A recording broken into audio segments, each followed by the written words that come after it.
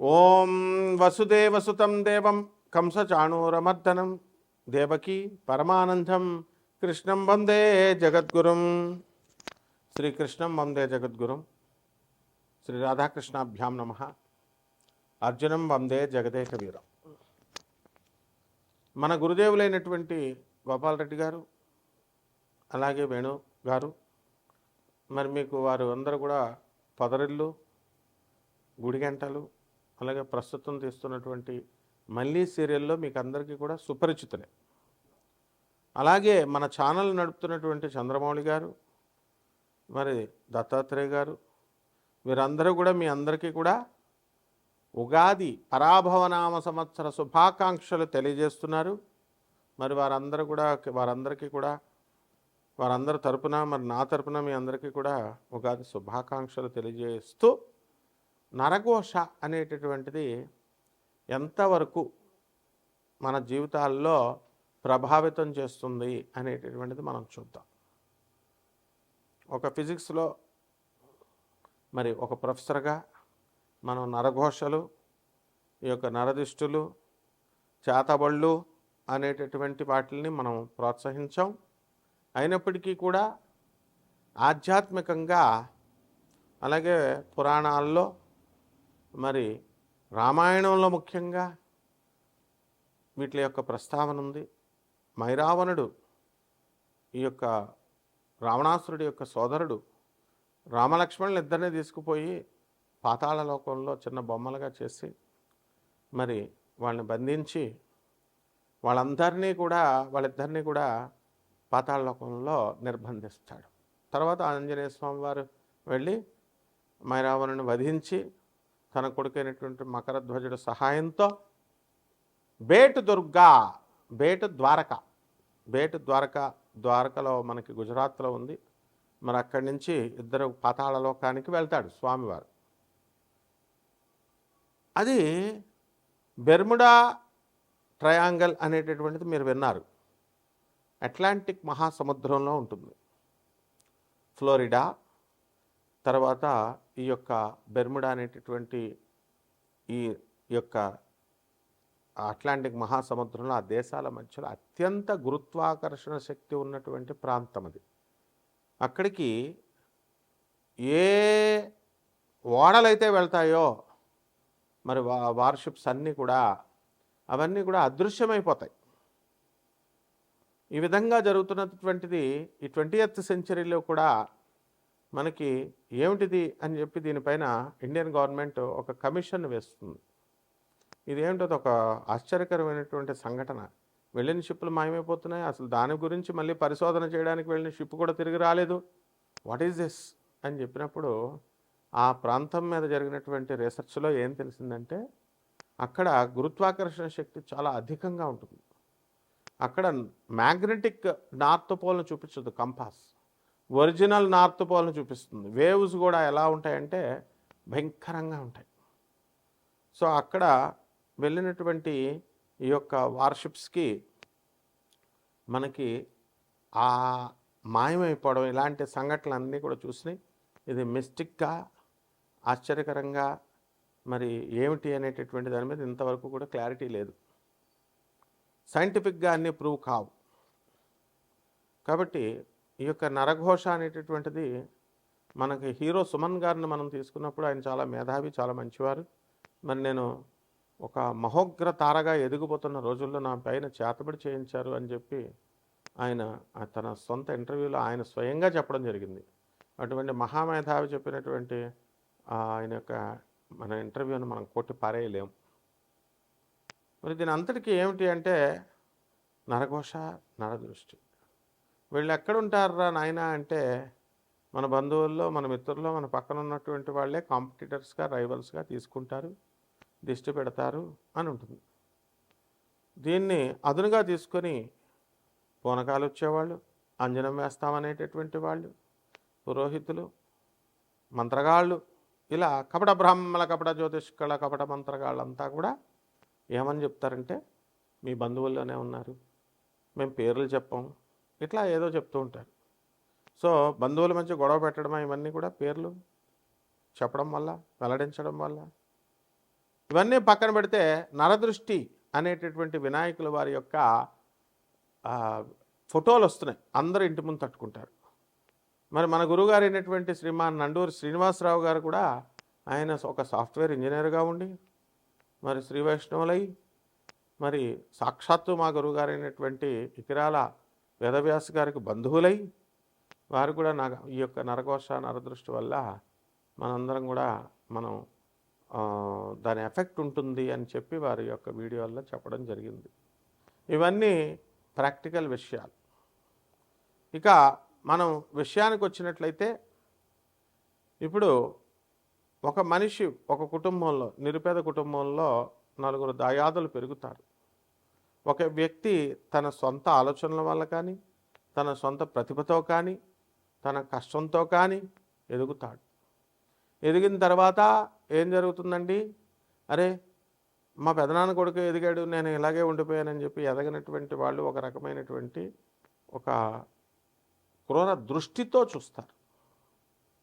ఆ దృష్టి ఏమవుతుందంటే నరఘోషగా నరుని యొక్క దృష్టికి నాపరాయి కూడా పగిలిపోతుంది అనేటటువంటి సామెత ఊరికినే రాదు కదా, నిప్పులేందే పొగ రాదు కదా. మరి ఈ విధంగా ఇటువంటి టాపిక్స్లో దిట్టయినటువంటి మరి మన చంద్రమౌళి, మన దత్తాత్రేయుడు, దత్తుడు, వీళ్ళందరూ కూడా ఛానల్ ఓనర్స్ అనమాట. ఈ టాపిక్కే చెప్పండి గురువుగారు అంటారు. కాబట్టి మేము సైన్స్ ప్రొఫెసర్లను అయినా మరి ఆధ్యాత్మికవేత్తలమైనా ఎటువంటి ఎంకరేజ్ చేయకూడదైనా అన్నా సరే కూడా ఇవి ఉన్నాయి కాబట్టి చెప్పండి గురుగారు, మిగతా పంతులు గారులు చెప్తున్నారు అని చెప్తారు. సహజం ఇది. మీకు ఒక ఉదాహరణ చెప్తాం. కలకత్తా నుంచి కోనార్క్ ఎక్స్ప్రెస్సో లేకపోతే భువనేశ్వర్ నుంచి వస్తూ ఉంటాయి. మేము అస్తమానం కలకత్తా మా గురుదేవులైనటువంటి ప్రభాత్ రంజన్ సర్కార్ గారి యొక్క హెడ్ క్వార్టర్స్ ఆనంద్ మార్గ్ ఆశ్రమం ఇంటర్నేషనల్ కోఆర్డినేటర్ నేను, అలాగే రిప్రజెంటేటివ్ గురువుని నేను. మరి వస్తున్నప్పుడు మా గురుగారి దగ్గర పసి వయసు నుంచి మేము పెరిగాం. అక్కడి నుంచి వస్తున్నప్పుడు ఒక సంఘటన నేను అబ్జర్వ్ చేశాను. కలకత్తా నుంచి హైదరాబాద్ రావడానికి 36 గంటలు పడుతుంది. అక్కడ మనం హైదరాబాద్లో విపిన్ అని మా యొక్క శిష్యుడు ఒకడు ఎక్కాడు, పద్మ అని వాళ్ళ ఆవిడ. ఎక్కి గురుగారు మనందరం కూడా ట్రైన్ ఎక్కామండి అని ఎక్కాం. ఎక్కితే ఎన్ని గంటలకండి? 3:30 గంటలకు మధ్యాహ్నం. వీళ్ళు పార్సిల్ చేసుకున్నారండి ఫుడ్ కోసం. సరే 7 అయింది, బండి వెళ్తుంది. వాళ్ళు 36 గంటల నుంచి వచ్చేటటువంటి వాళ్ళకి సరైనటువంటి ఆహారం లేదు. మరి వీళ్ళు హైదరాబాద్లో ఎక్కినటువంటి వీళ్ళు సాయంత్రం వేడేసరికి తినాలి కదా. ఒక ప్యాకెట్ విప్పారు, గుమ్మని మంచి బ్రహ్మాండమైనటువంటి స్మెల్ వస్తుంది. Paradise biryani, chicken biryani, mutton biryani. ఆ వాసన సువాసనలు వచ్చేసరికి మొత్తం అక్కడ ఉన్నటువంటి వాళ్ళు 36 గంటల నుంచి తిండి లేనటువంటి వాళ్ళంతా ఒక్కసారి ఆ వైపు చూశారు. చూసేసరికి ఆ బిర్యానీ చూసి వీళ్ళు మాకు లేనిది వీళ్ళకు ఉంది కదా అనేటటువంటిది వస్తుంది కదా పాపం. మరి వీళ్ళు తిన్నారు. మర్నాడు వీళ్ళందరికీ కూడా ఆశ్రమానికి వెళ్ళిన తర్వాత, బాంబే వెళ్ళిన తర్వాత మనకి వెస్ట్ అంధేరిలో మన ఆనంద్ మార్గ్ ఆశ్రమం ఉంది. అక్కడ వెళ్ళిన తర్వాత వీళ్ళిద్దరికీ కూడా అస్వస్థతకు గురయ్యారు.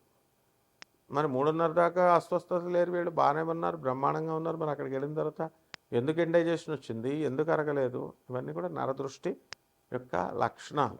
అదేవిధంగా నేను ఇస్కాన్ మా గురువుగారు అయినటువంటి భక్తి వేదాంత ప్రభుపాదుల వారి డైరెక్ట్ శిష్యుడైనటువంటి ఆనందమయ ప్రభు ఒక 5 నెలలు అయింది ఆయన కీర్తి శిష్యులై. వారు చుగ్ అనేటటువంటి వ్యక్తిని కలవమని చెప్పి నేను స్టూడెంట్ ఏజ్లో ఆయన బాంబేలో ఉన్నటువంటి జుహూ బీచ్లో మరి ఇస్కాన్ ఆశ్రమానికి పంపించారు. అక్కడికి వెళ్ళినప్పుడు ఆ సముద్ర బీచ్ అక్కడ ఉంటుంది. ఆ బీచ్ దగ్గర ఒక పురోహితుడు ఏం చేస్తున్నాడంటే, ఒక లైన్ ఉన్నారు, ఒక 15 మందో 10 మందో నుంచొని ఉన్నారు. అందరికీ దిష్టి తీస్తున్నాడు, కొబ్బరికాయ వీను ఇసుకలో ఇలా తవ్వుతూ కప్పెడుతున్నాడు. ఏం చేస్తున్నాడు రా బాబు వీనా అని దగ్గరికి వెళ్ళి చూశాను నేను. అప్పుడు దాకా బాగున్నటువంటి నేను మన ఆనంద్ మార్గ్ ఆశ్రమం వెస్ట్ అంధేరిలో ఉంది, ఘట్కాపర్లో ఉంది, అంబోలీలో ఉంది, బాంబేలో. అక్కడికి వెళ్ళేసరికి నాకు జ్వరం వచ్చేసింది. ఇవన్నీ ఏంటంటే మరి ప్రాక్టికల్గా నరఘోష యొక్క ఎఫెక్ట్స్, నరదృష్టి యొక్క ఎఫెక్ట్స్. కాబట్టి మీరంతా కూడా జీవితంలో ఆనెస్ట్గా మనం చెప్పుకోవాలనుకున్నప్పుడు ఇటువంటి అన్నీ కూడా దాటాలి. ఇటువంటి నరఘోష నరదృష్టుల వల్ల మనకి 12 రాశుల వారిపైన ఏ విధంగా ఎఫెక్ట్ ఉంటుంది, వారి జాతకాలని ఏ విధంగా మరి రెట్రోగ్రేడ్ వెనక్కి చేస్తుంది. రెట్రో అని మనం చూస్తుంటాం కదా, వెనక్కి తీసుకెళ్తుంది లైఫ్లో. ఇవన్నీ కూడా మనం తెలుసుకోవచ్చు. మరి గిరజాల జుట్టు ఉన్నటువంటి మా వేణు కూడా మరి బ్రహ్మాండంగా జుట్టుతో మెసమెసలాడిపోతూ మహేష్ బాబుకు ధీటుగా ఒక హీరోలాగా జుట్టు ఉంటుంది. మనం చూసాం గిరజాల జుట్టుతో ఉన్నటువంటి వాళ్ళు. నరఘోష తగిలినటువంటి ఒక ఆమెను నేను చూశాను. ఆమె జుట్టు మొత్తం ఊడిపోయింది. ఏమ్మా క్యాన్సర్ సెల్స్ ఏమైనా ఉన్నాయా, టెస్ట్ చేయించావా అని అడిగాను. చేయించాం గురుగారు, క్యాన్సర్ సెల్స్ ఏం లేవండి అన్నారు. ఇవన్నీ కూడా ప్రతి చిన్న విషయంలో కూడా మనిషి బాగా సంపాదించినటువంటి వాళ్ళు అప్పుల పాలు అయిపోవడం, ఇల్లులు తాకట్టు పెట్టేయడాలు, అమ్మేసుకోవడాలు, ఒక సైట్లు, ఒక బిల్డింగ్లు, ఒక ఫ్లాట్లు, అలాగే బంగారాలు తాకట్టు పెట్టేసుకోవడాలు, ఇతరులందరికీ కూడా సురిటీ సంతకాలు పెట్టేసేయడాలు, స్టూడెంట్ బాగా చదువుతున్నాడండి అని చెప్పేటటువంటి వాళ్ళంతా కూడా వాడు పర్సంటేజ్ తగ్గిపోవడాలు, ఫెయిల్ అయిపోవడాలు. మరి ఐఐటీస్లో చేరినటువంటి స్టూడెంట్స్ అందరూ కూడా తర్వాత బ్యాక్లాగ్స్, వాళ్ళకి ఒక అవసరమా అసలు బ్యాక్లాగ్స్ ఉండి చాలామంది స్టూడెంట్స్ అందరూ కూడా ఫెయిల్ అయిపోవడాలు. ఇవన్నీ కూడా మనకి నరదృష్టికి, నరఘోషకి ఇవన్నీ ఉదాహరణలు. మన ప్రముఖ నిర్మాత అయినటువంటి సుబ్బరామరెడ్డి గారిని చూసుకోండి. టి సుబ్బరామరెడ్డి గారు బ్రహ్మాండంగా సంపాదించారు. నాగార్జున సాగర్ ప్రాజెక్ట్స్లో డ్యామ్స్ కట్టారు, బ్రహ్మాండంగా గాయత్రి కన్స్ట్రక్షన్స్ చేశారు వైజాగ్లో. మరి అత్యున్నతమైనటువంటి శివభక్తుడిగా, అపర రావణాసురుడికి ధీటుగా కలియుగ శివభక్తుడిగా ఆయనకు ఒక పేరు, ఓం నమ శివాయ, ఓం నమ శివాయ అంటూ ఉంటుంటారు. మరి అటువంటి వ్యక్తి గురించి వీళ్ళు చాలా దారుణంగా అప్పుల పాలైపోయారు అని చెప్పేసి ప్రతి ఒక్కళ్ళు వీడియో చెప్తున్నప్పుడు నా హృదయం పగిలిపోయింది. సుబ్బరామరెడ్డి గారి గురించా వీళ్ళు చెప్పేది? వాళ్ళ తోడలు, వాళ్ళ వియ్యంకుడు జీవిక రెడ్డి గారు, వీళ్ళంతా కూడా ఉండగా ఈయన ఎందుకు అవుతారు అన్న తర్వాత ఒక 5 నెలలు 6 నెలల తర్వాత సెంట్రల్ గవర్నమెంట్ అంతా కూడా బ్యాంక్స్ అన్నీ కూడా, రిజర్వ్ బ్యాంకులు అన్నీ కూడా, అవన్నీ కూడా ఆయన ఇవ్వాల్సినటువంటివన్నీ కూడా వేల కోట్ల రూపాయలు రద్దు చేసి పడేసింది. తర్వాత కట్టుకుంటారు, అవన్నీ వేరే విషయాలు. అంటే ఇవన్నీ నరఘోషకి సంబంధించినటువంటి. మహాశివభక్తుడు, అపర రావణుడు, అపర శివభక్తుడు. అంటే రావణుడు అంటే చెడ్డ క్యారెక్టర్లు మా సుబ్బరామరెడ్డి గారిలో లేవు. ఆయన చాలా దయామయుడు, అందరికీ దాన ధర్మాలు చేస్తూ ఉంటారు. కోట్ల రూపాయలు, లక్షల రూపాయలు డొనేషన్స్. ఆర్టిస్టులు వెళ్ళి ఆయన సుబ్బరామరెడ్డి గారిని పొగడగానే కోట్ల రూపాయలు, లక్షల రూపాయలు డొనేషన్స్ ఇచ్చినటువంటి మహా ధీమంతుడు ఆయన, ధైర్యవంతుడు. దానం చేయాలన్నా కూడా ధైర్యం ఉండాలి. ఇదంతా కూడా నరఘోష యొక్క సింబల్స్. ఇక 12 రాశుల వారిపైన ఒక్కొక్క రాశి వారిగా వాటి యొక్క ప్రభావం ఎలా చూపిస్తుందో మనం చూద్దాం. మిథున రాశి. ఈ మిథున రాశి వారికి అందరికీ కూడా జుట్టు మంచి ఒత్తుగా ఉంటుంది. మా వేణులాగా మంచి గిరిజాల జుట్టుతో మంచి సూపర్ హీరోలాగా ఉంటారు. మరి నరఘోష వల్ల జుట్టు ఊడిపోతూ ఉంటుంది మిథున రాశి వాళ్ళకి మాత్రమే, మిగతా రాశుల వాళ్ళకి కాదు. అలాగే ఈ నరఘోష, నరదృష్టి వల్ల మిథున రాశి వారి బంధువులందరూ కూడా, అరే వాళ్ళందరికీ పెడతారు, మీరు భోజనాలు పెడతారు, టిఫిన్లు పెడతారు, అన్నీ పెడతారు, అయినా సరే మీతో శత్రుత్వం పెట్టేసుకుంటారు. కారణం ఏంటండి గురుగారు అని అడుగుతారు. నరఘోష, అలాగే నరదృష్టి. ఏమండి మేము అంతా కన్స్ట్రక్షన్ చేసేసామండి బాబు, మరి అయినా సరే బిల్స్ రావట్లేదండి, ఏంటి కారణం? నరఘోష, నరదృష్టి. అలాగే సినిమాలన్నీ తీసేసామండి కానీ సినిమా రిలీజ్కి రాలేదండి, కారణం నరఘోష, నరదృష్టి. పెద్ద పెద్ద హీరోలకి, పెద్ద పెద్ద హీరోయిన్లకే దికాణా లేదు సినిమాలు తీసినటువంటి వాళ్ళకి. అలాగే ఈ యొక్క మిథున రాశి వారు విదేశాలకు వెళ్ళిపోతారు. గురుడు జూన్ 2, 2026 సంవత్సరం నుంచి మనకి ధనస్థానంలోకి వచ్చేస్తున్నాడు. డబ్బు విపరీతంగా పనిచేస్తారు. టారన్ జీన్స్ ప్యాంట్లు ఒక 100 కొనేస్తారు. ఎవ్రీథింగ్ గుడ్, బాగానే ఉంది, మంచి ఫ్యాషనబుల్. మిథున రాశి అంటే fashion, I like my dresses, modern dresses. బుద్ధులు మాత్రం సంకుచితంగా ఉండకూడదమ్మా, మోడర్న్ డ్రెస్సులు వేసుకోవాలి. Help the poor, help the needy. వికలాంగుల్ని, అనాథల్ని, సాధువుల్ని, పేదవారిని చూడనటువంటి వాడు ఎవడైనా సరే, వాడు ఎంత ధనవంతుడైనా సరే సంకుచిత బుద్ధులు ఉన్నటువంటి వాడే. అటువంటి మిథున రాశి టారన్ జీన్స్ వేసుకొని మళ్ళీ నరఘోషలోకి వెళ్ళిపోతారనమాట. ఈ రకంగా ఇళ్ళు కొంటారు, స్థలాలు కొంటారు. ఈ సంవత్సరం 2026 సంవత్సరంలో మరి విదేశాలకు వెళ్ళిపోతారు. విదేశాల నుంచి మీకు అందరికీ కూడా అన్ని కానుకలు వచ్చేస్తూ ఉంటాయి. Everything is very good. మీ అప్పులు ఇచ్చినటువంటి అన్నీ కూడా అప్పులు తిరిగి వచ్చేస్తాయి. బట్ పూర్తిగా రావండి. కొంచెం కొంచెమే వస్తాయి అన్నమాట పార్షియల్గా. ఇవన్నీ కూడా ఏంటి ఎఫెక్ట్స్? మరి ఇవన్నీ కూడా నరకోశ ఎఫెక్ట్స్, సౌండ్ ఎఫెక్ట్స్ లాగా, దత్తు ఎఫెక్ట్స్ అంటారు వీటిని. ఈ విధంగా ఈ యొక్క మిథున రాశి వారికి ఉద్యోగాలు రానటువంటి వాళ్ళు క్యాంపస్ ఇంటర్వ్యూస్కి వెళ్తారు, సెలెక్ట్ అవుతారు. కానీ చాలా కష్టపడి అవ్వాల్సినటువంటి పరిస్థితి వస్తుందన్నమాట. కాబట్టి మిథున రాశి వారి పరిహారాలు ఏం చేసుకోవాలంటే, మనకి 5 డిసెంబర్ 2026 సంవత్సరం తర్వాత అష్టమంలోకి రాహు వస్తున్నాడు కాబట్టి రాహు జపం చేసుకోవాలి, రాహు స్తోత్రాలు చదవాలి. రాహుకి కిలోంపావు మినుములని ఆవుపేట రంగు ఉన్నటువంటి వస్త్రాల నుంచి పేద బ్రాహ్మణులకు దానం చేసుకోవాలా.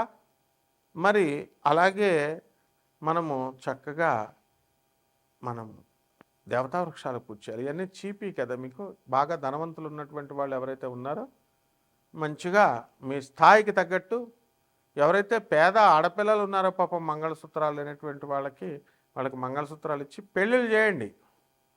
ఎంతసేపు మీరు పేదవారికి సాధువులకి హెల్ప్ చేయడం ద్వారా అదే మీకు పుణ్యంలోకి వస్తుంది. మరి ఈ రకంగా చేసుకోవాలి తప్ప మామూలుగా మీ బంధువులకు మీరు పెట్టుకుంటే ఏమొస్తుందండి? బంధువులు గొప్పలు వస్తాయి అంతే. పేదవాళ్ళ అకౌంట్లో చిత్రగుప్తుడు రాస్తుంటాడు, యముడు రికార్డ్ అవుతూ ఉంటుంది. అండ్ యముడు will preside over the function and he will listen everything and he will decide what next the birth you should take అనేటటువంటిది. ఈ రకంగా చేయండి.